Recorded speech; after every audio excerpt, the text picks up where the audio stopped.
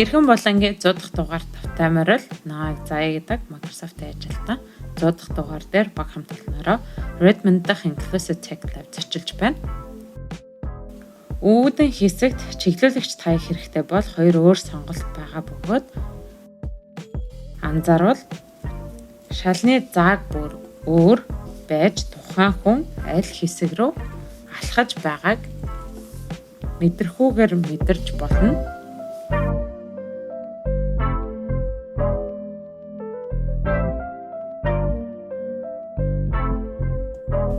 Мөн чиглүүлэгч таяг хураах нь маш амархан энгийн татаад л хураачиж болно.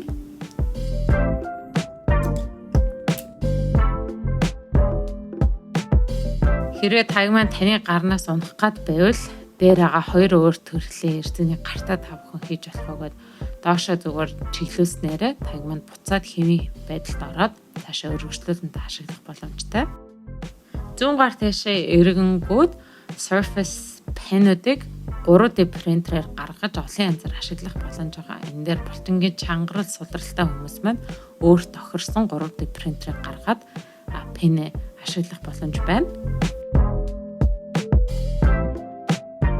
Сургаан хэсэг дээр үед ямар туслах хэрэгцээл ашигладаг байсан харагдаж байна.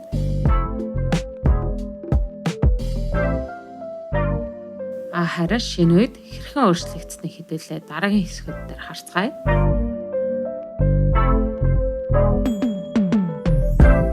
Тулгуур эрхтний бэрхшээлтэй хүмүүсийг та хэрхэн компьютер ашигладаг вэ гэж бодож ирсэн үү? Хэрвээ хуруугүй хүмүүс маань Surface-ийн артлын хэсгийг инхүү энгийн байдлаар татаад ширээн дээр тавих боломжтой. Мөн артлын улбар шар хэсэг маань мэдрэхүүгээрээ ашиглан хаан цэнэглэгч байгаа вэ гэдгийг хүн тогтоож болно. Дэлгэцэн дээр тавханд өөрчлөлтөө харуулж байна. Цэнэглэгч маань ч гэсэндээ муу адилхан яг улбар шар өнгөтэйгээ адилхан мэдрэхүүгээр энэ маань цэнэглэгчээ гэдгийг танд мэдрүүлнэ. Тэгээд энэ хоёрыг хооронд нь нийлүүлээд цэнэглэх боломжтой.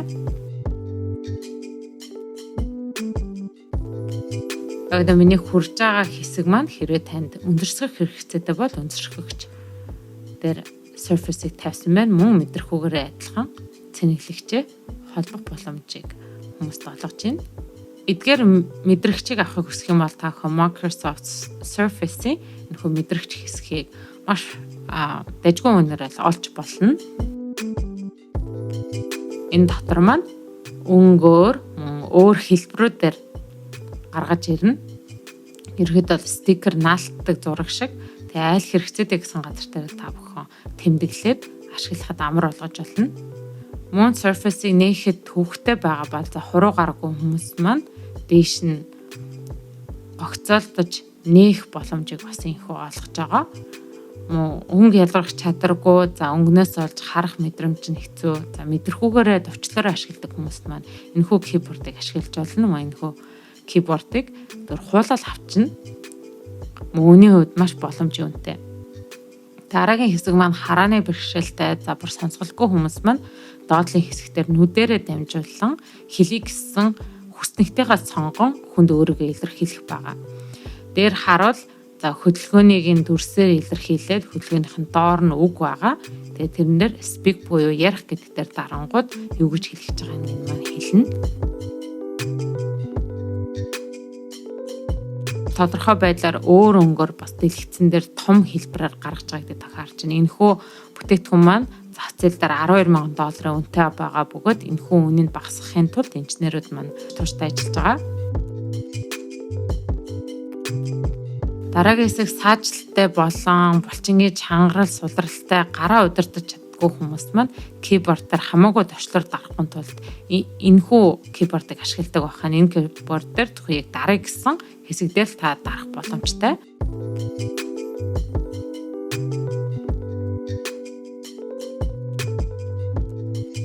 Surface-ийн шинээр гаргасан жижигхэн маусны хэлбэр байгаа. Мөн адилхан тулгуур эрхтний бэрхшээлтэй, аль эсвэл бага насны жижигхэн маус хэрэгтэйтэй байгаа хүмүүс маань энэхүү маусыг бол захиалж болно. За артлыг харах юм бол Bluetooth дээр холбох, за мөн нэмэлт хэсгийг нээхэд энэхүү товчлуур дээр та бүхэн дараад авч болно.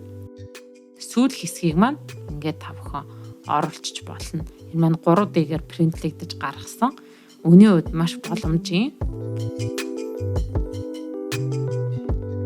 Зүүн гараараа маус ашигладаг хүмүүс маань хэрхэн хойруулжлах вэ гэхэд доотлын хэсгийг та бүхэн хоёр талаас нь чимэхэд салгаж аваад нөгөө тал руу нь эргүүлээд мөн дээдлийн маусныхаа хэсгийг залгаад зүүн гар талаараа ашигладаг хүмүүс маус ашиглах боломжтой.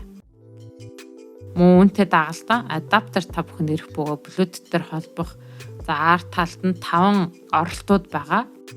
Оролт болгон дээр та бүхэн өөртөө хүсэх команд өгч болно. За эхний хэсгээр Outlook руу ороод имэйл явуулах.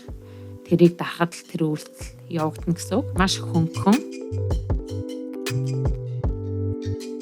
Дэлгэцэн дээр харж байгаачлан 3D-гээр та бүхэн принтлж гаргаад маусынхаа өөрсдийн BIM физиологтой тохируулан өөрчлөлтүүдийг хийх боломжтой. Зөвхөн дээдлийн хэсгийг зүгээр эргүүлээл аваад буцаагаад хийж болтыг та харж байна.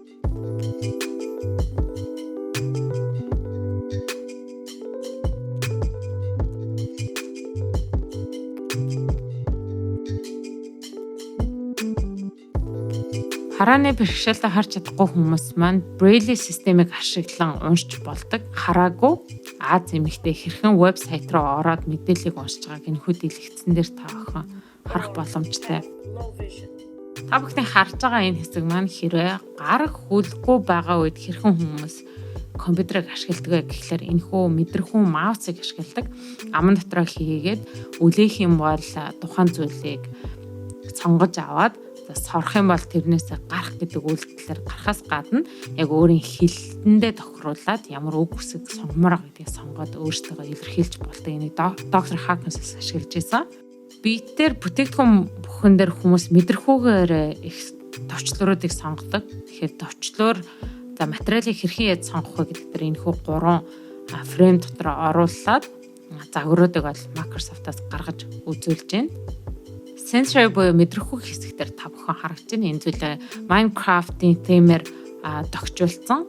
Тэгээд эдгээр бүх зүйлүүд маань хүн материалыг мэдрээд тайвширдаг бол энэ дээр ирээд тайвшралтыг авч болно. Дээшээгээ харуулах юм бол энэ өөрөө маань soundproof байгаа. Тэгэхээр хүмүүсийн ярьж байгаа чимээг бол та бүхэн сонсохгүй. Хамгийн сүүлийн хэсэг дээр Xbox дээр хэрхэн гаргүй хүмүүст маань хөлөөрөө юмыг удирдах болдгийг Bryce ахлах инженер маань та бүхэнд харуулж байна. Өнөөдөр та бүхэндээ Microsoft-ийн төв байран дээр байршлах Inclusive Tech Lab-аар баг хамталтайгаа аялж дотор нь юу байдгийг дэлгэрэнгүй та бүхэнд хүргэлээ. Үүнтэй асуух асуулт ах юм бол Zayan@Text аль сошиал платформ та бүхний өмнө нээлттэй бөгөөд манай YouTube сүгийг subscribe дарж энэ хөвшлийг хэрэгтэй хүмүүстээ харамгад дараагаарай.